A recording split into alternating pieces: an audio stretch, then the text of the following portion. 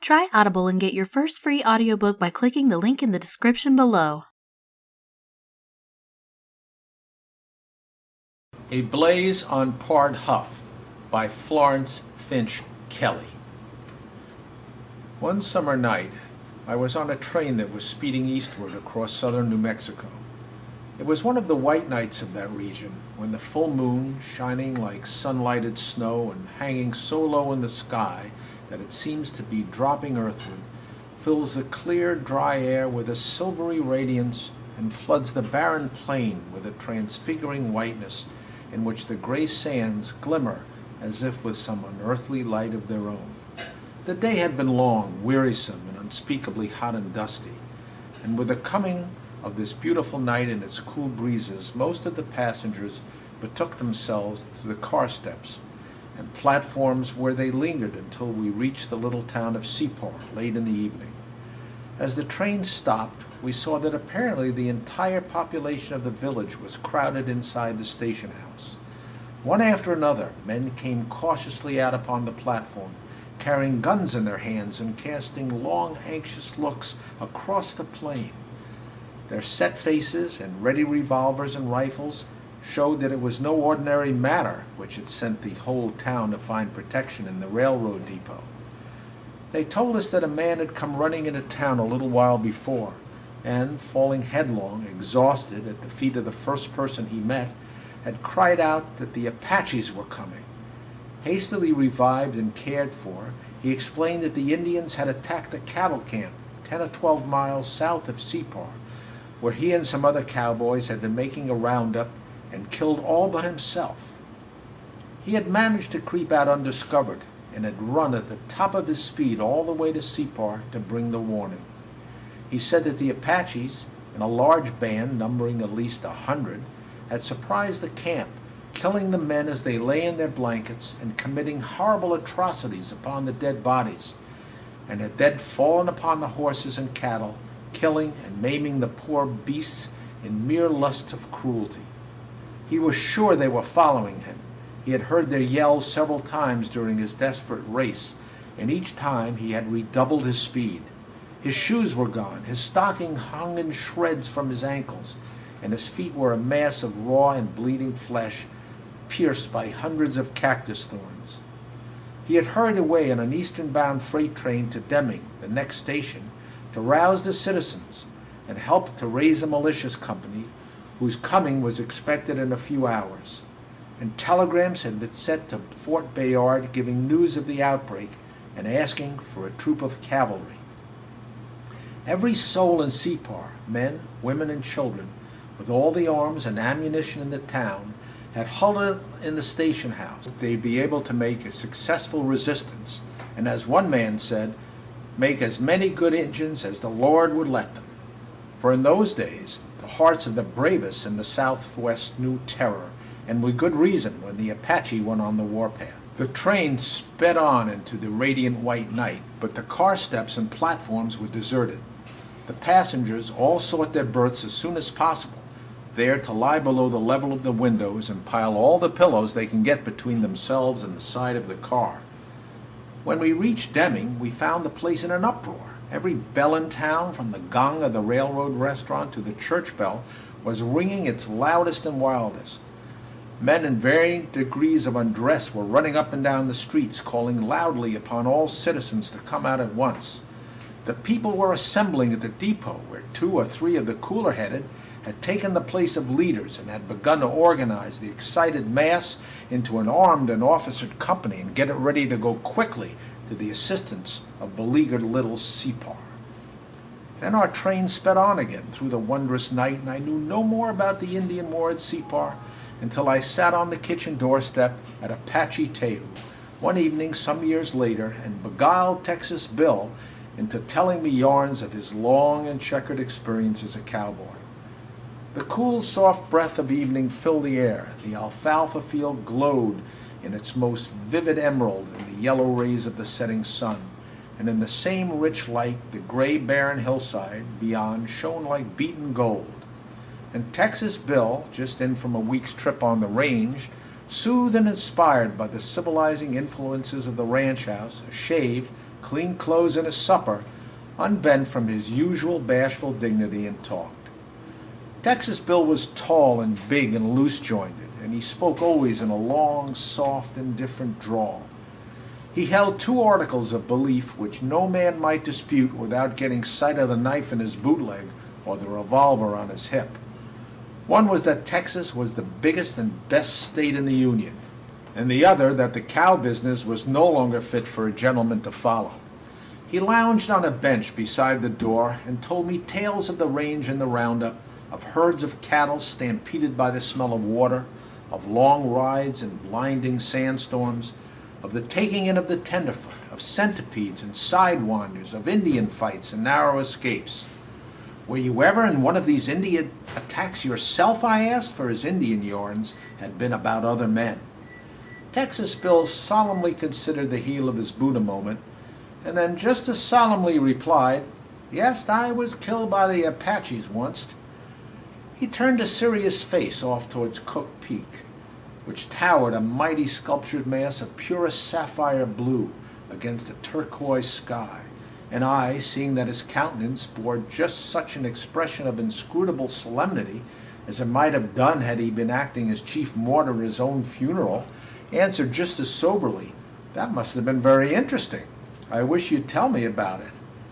His gaze returned to his feet, his face relaxed into a smile, a chuckle began somewhere in his throat, wandered down his long frame, and lost itself in his boots, which were high-heeled and 2 sizes too small for him.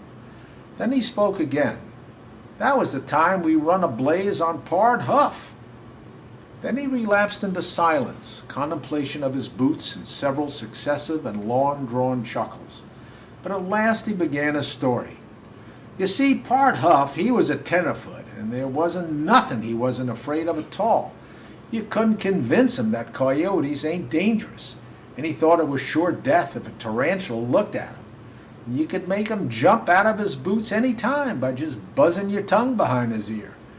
I reckon he'd have sure died of fright if he had ever seen a live rattlesnake spitting its tongue at him. And Injuns? Well, he watched for Apaches all day long, darn sight more. He did for cattle, and he couldn't sleep nights for being afraid they'd catch him. He didn't seem to think of anything but Apaches, and he hadn't been us very long when the boys didn't give him a chance to think of anything else at all. We was making a roundup down below Separ then, and there was 10 of us in the chuck wagon we made camp at night. Well, one night, Pard Huff, he was as scared than ever. The boys struck his gait right off and kept him a-running. I didn't know they was going to blaze him quite so bad, or I'd have done my best to stop the thing. Well, and they wouldn't either if he hadn't been the meanest sort of coward that ever laid awake nights. He asked each of us separate, and then all of us, in a bunch at supper, if there was any danger of Apaches down there. And we all told him there was lots of it. One of the boys said he'd seen signs over towards Hatchet Mountain that very day that sure meant Apaches, and another said he'd heard that a little ranch about 40 miles away had lately been cleaned out by them and everybody killed.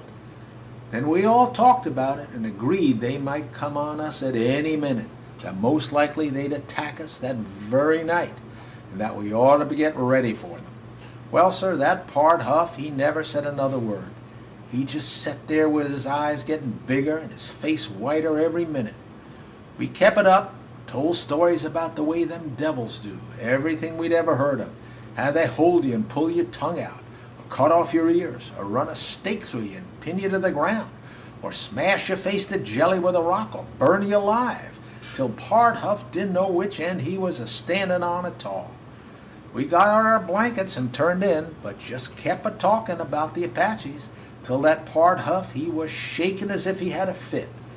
One of the boys said he'd bet if the Apaches did come, Pard Huff would get his ears cut off the first rattle, because they was so big the Indians couldn't see nothing else at all in the camp till they got them out of the way.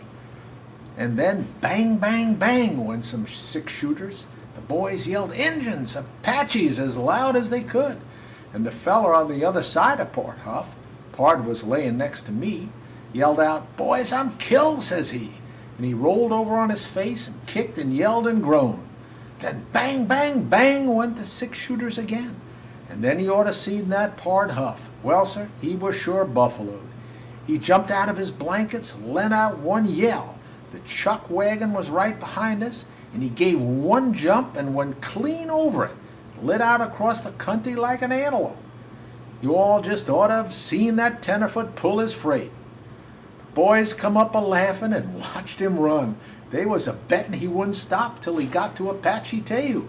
But I said it wasn't right to buffalo him that bad. So we all yelled and called him to come back, but he only run the faster. The darn fool tenderfoot thought it was the Apaches chasing him. We all thought he'd soon find out there was nothing wrong at all and come back, and so we went to bed again. But he didn't. The next day I had to come to Apache Teju, and I found Pard Huff's bloody tracks most all the way to Separ. He'd run right over stones and cactus and prairie dog holes and everything else in his way. And them fool people at Separ was all huddled up in the depot, and a company of men with Winchesters and six-shooters was there from Deming, and everybody was watching the country all around with spyglasses for Injuns.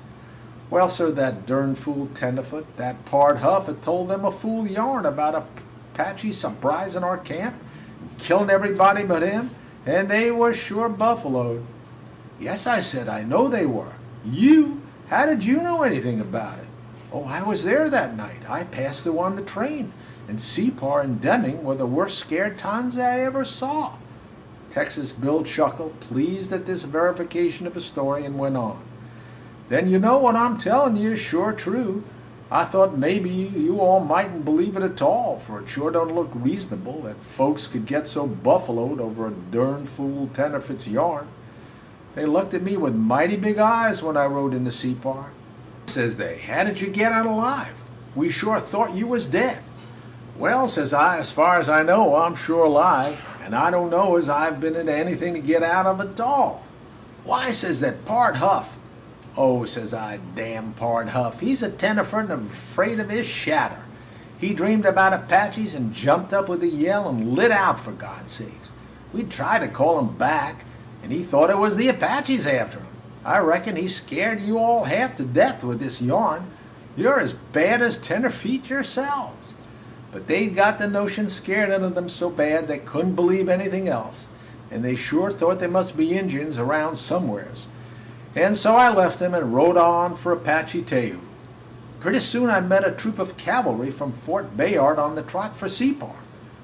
The captain rode up to me and says, have you been near the scene of the Indian depredations? No, sir, says I. I ain't seen no Indian depredations, nor Injuns neither this summer. Humph, says he, that's queer. Yes, sir, says I think likely. I heard there's been some trouble with them last night down below Separ. But if there's been any Injun depredations, I ain't seen 'em at all.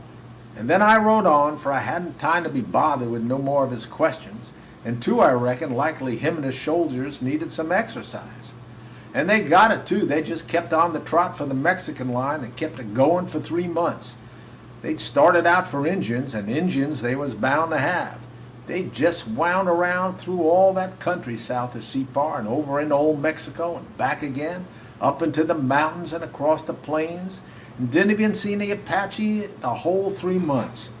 And they didn't find out it was all nothing but a blaze on Pard Huff till they got come back, and I reckon about that time they concluded there ain't no bigger fool on earth than a tenderfoot at all, and there ain't neither.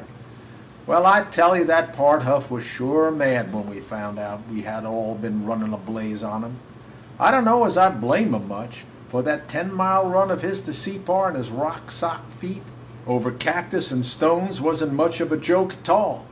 But he was an all-fired a fool tenderfoot then, we supposed, or we wouldn't have done it. End of A Blaze on Pard Huff by Florence Finch Kelly.